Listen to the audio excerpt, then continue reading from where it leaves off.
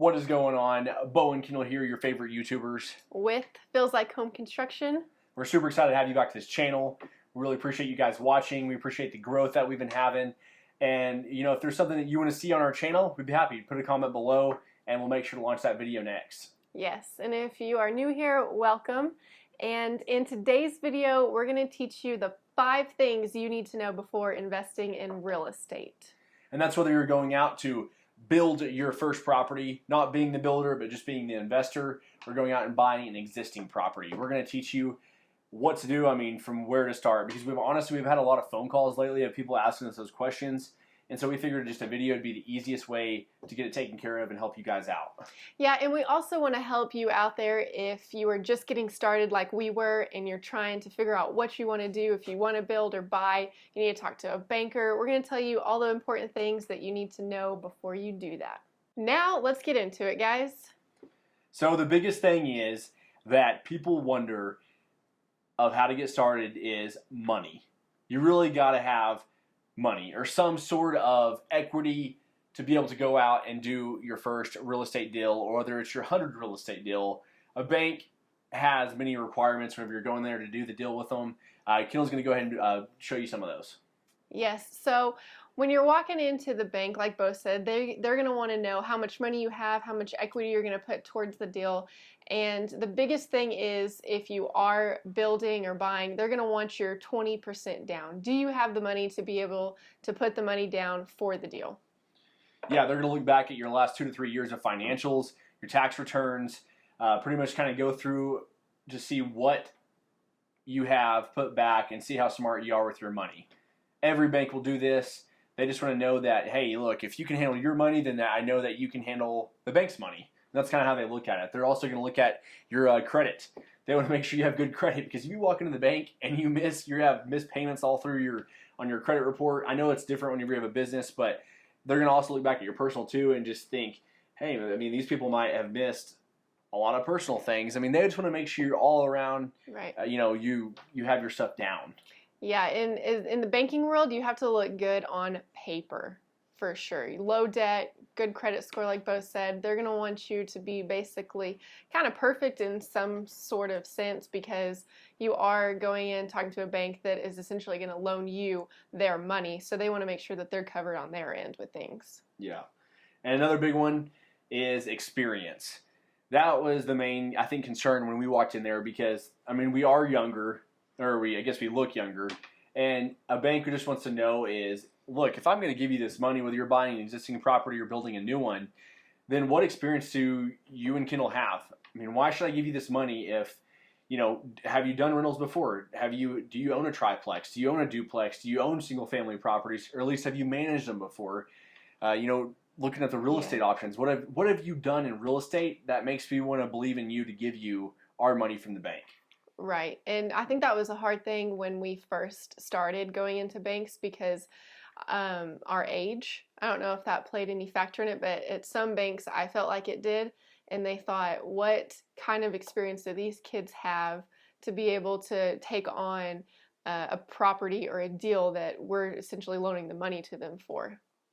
Yeah, definitely. And I know that they say that you can't discriminate for age and all those things, but right. I think it does come into play, though, whenever someone does look at you of questioning your experience. And I think that's our entire life, of people have questioned mine and Kendall's experience as far as the real estate world. And now it's coming to play. We're back in the game, and we're doing it. And you may not have, if you're watching this video and you don't have any experience, then it's going to fall back on the money part of things. Do you have good plans? Is in a good location? There's other things that can go into that. So if you don't have experience and you're new here and you're wanting to get started, then it'll be okay, because you can fall back on the other things that will come into play. Yeah, so like she's saying, so if you're looking at the building part or the existing part, as far as the existing part goes, I think of not being a builder or developer, and you're just an average person wanting to go out there and start rentals or get into the real estate passive income thing. I think the existing property is the easier route to go, because you can go out there and you can find a property that's already cash flowing, already rented, maybe already 100% full, and you can look at this cash flow, or you can even find an existing property that's not. Maybe they're only half full. And you could go to the bank and say, look, they're only half full. That will pay my mortgage. And then I'm going to remodel the rest of the units and go ahead and you can refinance it later on. We'll get into that in another video of the details of the refinance part. But yeah, they just want to see that the deal makes sense. Is it cash flowing? Does that have positive cash flow? What are you getting it for? Things like that. Yeah. And if you're going to build, I think it's great. If you're going to, we had a phone call the other day. They're wanting to go out and build, and they're wanting to do a duplex, triplex, or quadplex, just some kind of multifamily of some sort. And it was their first deal. And, I think you follow the same thing again of money, of going and talking to the bank. But also on a build, it makes it a little bit more complicated because the bank wants to know that you're serious and you got some plans to show what you're going to build. Because if you walk in there and say, hey, I want to build this and I'm going to go find a builder, and you're not showing that confidence level of like what you're doing, right? They're not going to take you serious, and you're really honest not going to probably take yourself serious whenever you're trying to get that deal done and get it funded. Yeah, you don't want to walk into the bank and have a meeting scheduled with your banker and you have zero plans, you have no idea where you want to build it, you don't have the land. That's another big thing, is being planned out and knowing, hey, this is my idea. I have a great piece of property right here and this is what I want to build. This is the square footage. This is how much I think I can get it done for and I can rent it out for. They want to see everything detailed on paper that you already have, and it makes you feel a lot better too because you're going in there confident. And they want to see that. The bank wants to lend you money knowing that you're confident in the deal, because then it makes them feel good about doing the process with you. Yeah, and the confidence, I think, is a huge key, because that falls down to anything, right? Anything we've ever done is going in there and showing that confidence level. Because if you are younger or whether you're older or whatever it is, and this is your first deal, if you walk in there like, man, respectfully in a confidence way, that I got this down, I have my numbers down, and they're asking all these questions, you can answer them at the right time, and you're confident that this thing's going to rent, or you're going to be able to renovate those other units that are, empty or whatever it is, they're going to look at that and want to fund you because they know that you're on a more serious level. Right. And we also made the mistake when we first started out, and this is why we wanted to make this video for you guys, so you feel more prepared when you're going in, because we didn't have plans the first couple of times that we were trying to build some properties and do some stuff. And it really does make the process go a lot smoother in that sense. Yeah, for the building aspect, right when we walked in there, okay, well, do you have plans yet? Well, then you might be thinking, well, Bo, I don't know. You go back to number one, the money. Well, it kind of contradicts itself, because you're like, well, I need to know how much money I can get from the bank if I'm going to go out and do this deal. Well, it does make it harder, because they expect you to go out and do your plans and at least find your piece of land, whether you have it financed with them or not, and already have the idea brought to them, because then what they can do is they can go and get that thing appraised or get a paper appraisal and then get you an idea of like, look, yeah, you do qualify for this amount. That's not a problem at all.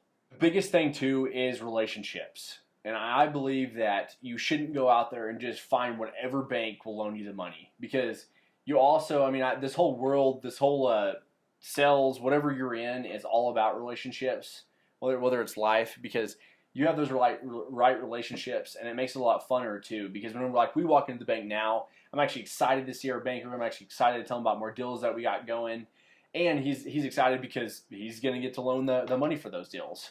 Yeah, and I think it's okay if you go and talk to your first banker and it doesn't work out, because not everybody meshes together and personalities click with other personalities, and we found that out. We talked to several bankers before we found the right one, and we would leave and it gets a little discouraging, because you think, did they not like us? Did they think that our idea was crazy? Are we crazy? Yeah. But you're going to find that right banker that really believes in you, and then you can form that relationship into somewhat of a friendship, or sometimes you don't even have to. But I think it is key, because they believe in you and you feel confident enough to talk to them about your deals and what you have going on. Yeah, definitely. And let me tell you, man, a banker can kill your dreams. And you walk in there, and the good thing is me and Kendall were already used to no's and all that, so it really didn't bother us, but it does make you a little discouraged. But yeah, you go to some banks, and a lot of times is they can't see it for themselves, and that's the reason why they're going to turn you down.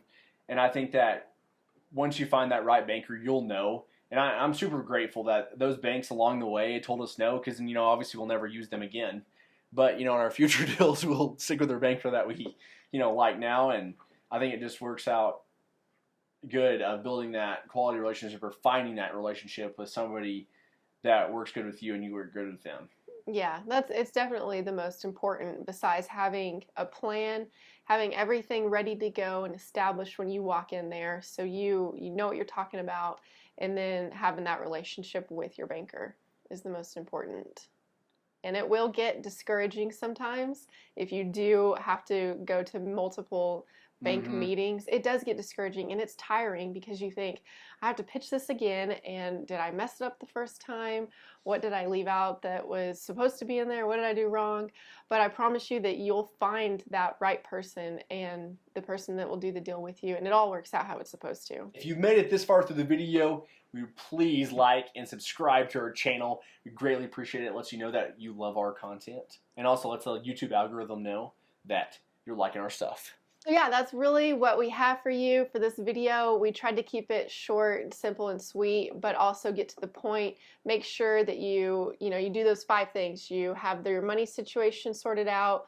Are you going to build or buy an existing property? What experience do you have? And then finding the right banker and the relationship that works for you. Guys, thanks for watching.